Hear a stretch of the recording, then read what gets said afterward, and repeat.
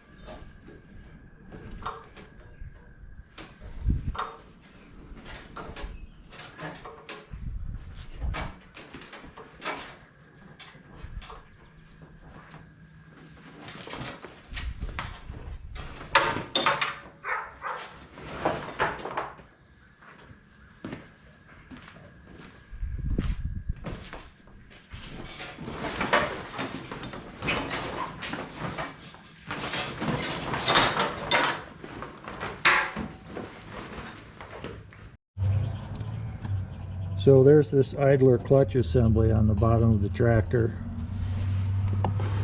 It transfers power from the clutch on the bottom of the engine. This is the engine output shaft here. This is the clutch and the drive V-belt right here. And that belt comes over the top of this plate.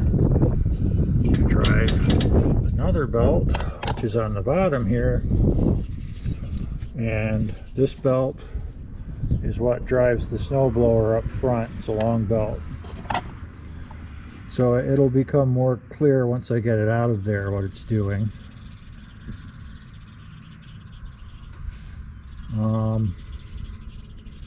So I have this pin up here to remove, and there's a pin here that keeps tension on that idler. It's like a spring clutch. So now it's released. So pressure is released from the V-belt going to the bottom of the engine. And now I need to move to the other side. Okay, that's front there. I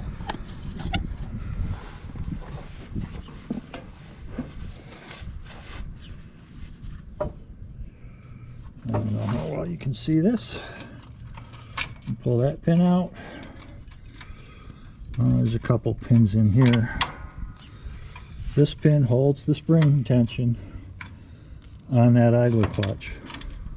Now the long V-belt drive is loose, and that's dropped, so now I can pull the snowblower off the front. But before I do that, I can technically pull this idler clutch assembly from the bottom of the tractor. You do that by pulling these pins. There's one. Now I have to move to the other side.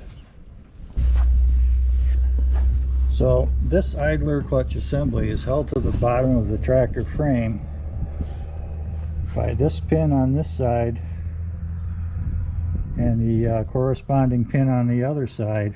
That's at the front section of the assembly. And at the back section of the assembly, there's a lug right here that stays permanently mounted on the tractor. And you can see, maybe you can see, yeah, there's a slot there. So once I pull that front pin, the whole assembly moves forward and releases from that slot, and then it'll drop. So here we go. I'm going to try to hold it so it doesn't come crashing down. But that's it. It's dropped. So this is what the top of that unit looks like, the idler clutch assembly. And this is the top belt. It has the motor drive pulley here, and this drive pulley that drives a shaft that transfers power down to a pulley below it. And here's the, try to get this in the orientation with the sun here. So this spring tension here is what keeps that belt tight. See that? Spring-loaded tensioner.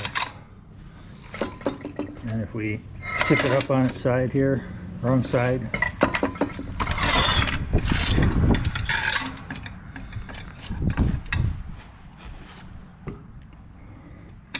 that big long belt that comes from the snowblower in the front of the tractor comes past these two idlers, and it's driven by this pulley, which is driven by the top pulley, and this is what tensions that belt here. Also spring-loaded tensioner, and that's how the power is transferred from the motor to the snowblower.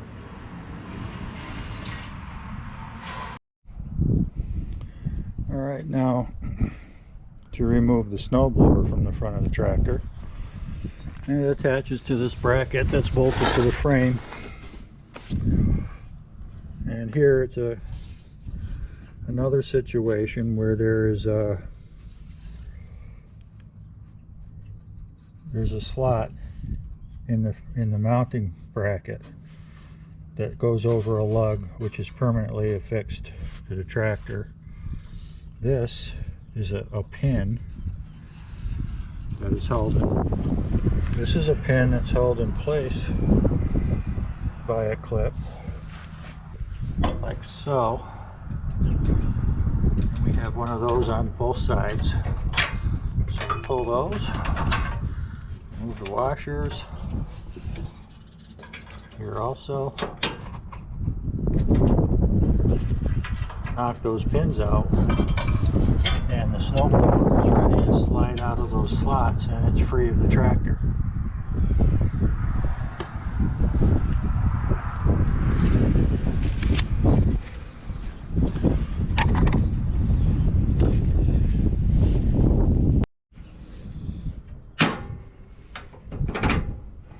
That's one. That's the other one.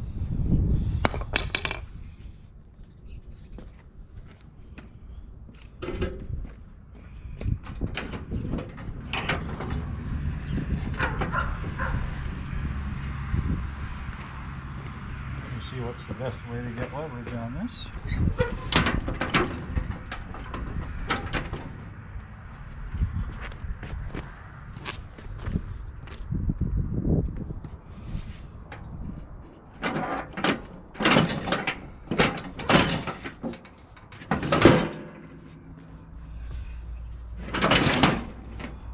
And it's free.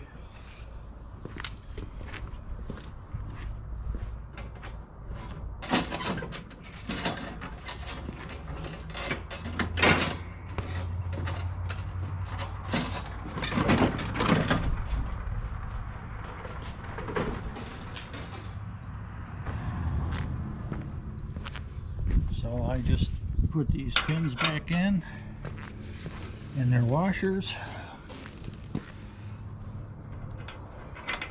And these little clips that hold them in. That way they don't get lost and they're right where they need to be when I put the snow blower back on next fall.